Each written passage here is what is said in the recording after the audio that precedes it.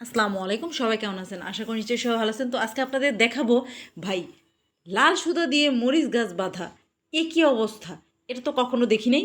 তো আজকে দেখেন রমেশ ভাইয়ের বাগানে চলে আসলাম। এই যে দেখেন, লাল সুতা দিয়ে মরিচ গাছ বাঁধতেছে, তাও আবার কি জানি দিতেছে। তো ভিতরে ঢুকলাম, এই যে চারোপাশে জালি দিয়ে বাঁধা মরিচ গাছ ভিতরে। যাই হোক, এই তো ভিতরে ঢুকে গেলাম।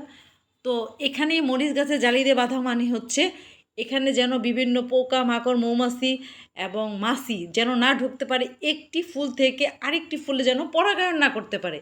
উনি হচ্ছে কৃত্রিমভাবে পরাগায়ন করার জন্য এই চারপাশে জালি দিয়ে ঢেকে রাখছে। এবং কি, এ হচ্ছে লাল সুতা দিয়ে বাঁধতেছে মরিচ গাছে। তো আজকে দেখি আমরা কিভাবে সে কৃত্রিমভাবে হচ্ছে মরিচ গাছ অধিক পরিমাণে মরিচ আসার জন্য কি ব্যবস্থা করতেছে। এ হচ্ছে রমেশ ভাই, ওনার বাগানে চলে আসলাম মরিচ খেতে।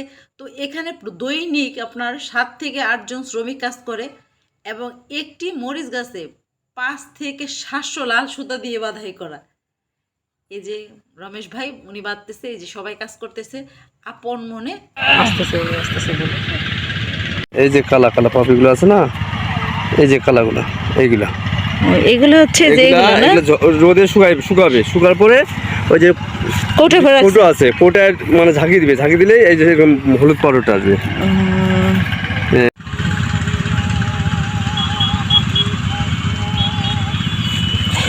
ওই যে একটা নিয়ে নিছেন না, ওটা পরাগায়ন করেন। এটা হচ্ছে পাউডার, মানে পুরুষ ফুলের।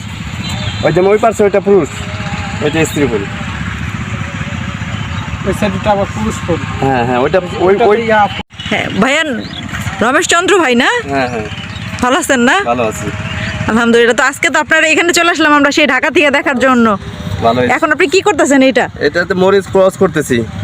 দূর থেকে দেখলাম লাল সুতা বানতেছেন। হ্যাঁ, এটা ক্রস হচ্ছে, পরাগায়ন করতেছেন না? পরাগায়ন, হ্যাঁ।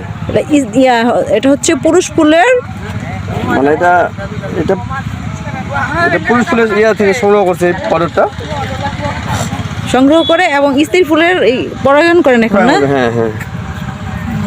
মাশাআল্লাহ। এটা কি জাতের মরিচ? এটা মরিচের নাম, জাতের নাম তো ওরা বলে নাই, কি দিয়েছে।